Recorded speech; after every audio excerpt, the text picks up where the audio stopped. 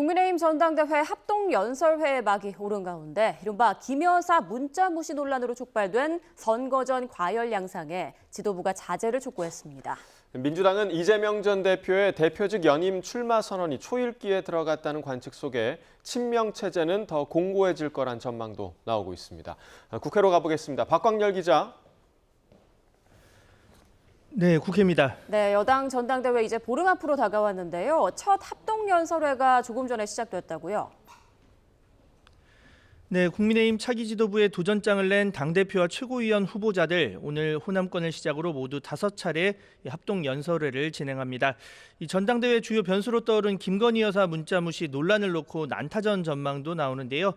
한동훈 후보를 향한 김건희 여사의 지난 1월 당시 5건의 메시지가 쟁점이 됐습니다.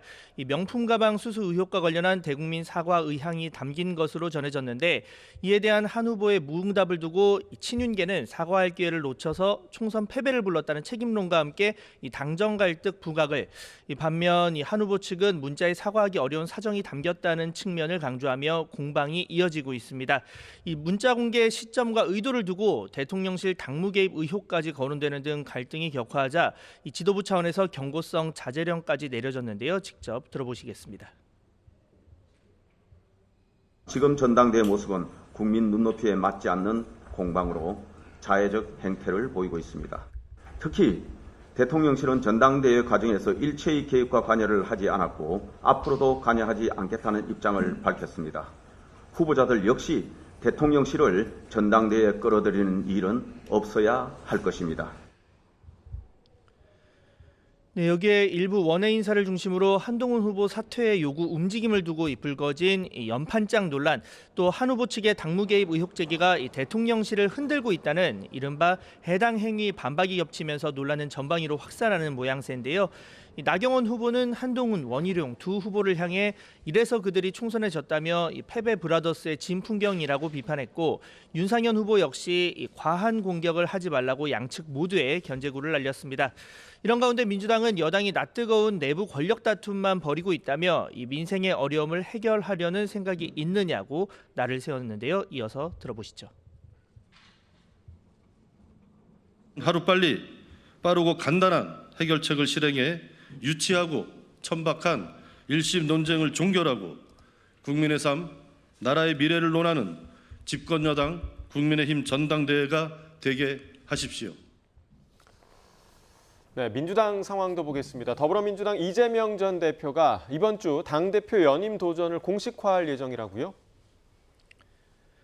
네, 민주당 8.18 전당대회 예비후보 신청이 내일부터 이틀 동안 진행되는데요. 이재명 전 대표, 이르면 내일 정부 실정 비판과 전국 상황 등 연임 도전 배경이 담긴 출사표를 밝힐 거란 전망이 나옵니다. 관련해 당 핵심 관계자는 민생과 경제, 안보 등의 방점이 찍힐 거라며 대한 야당으로의 역할을 강조할 것이라고 설명하기도 했습니다.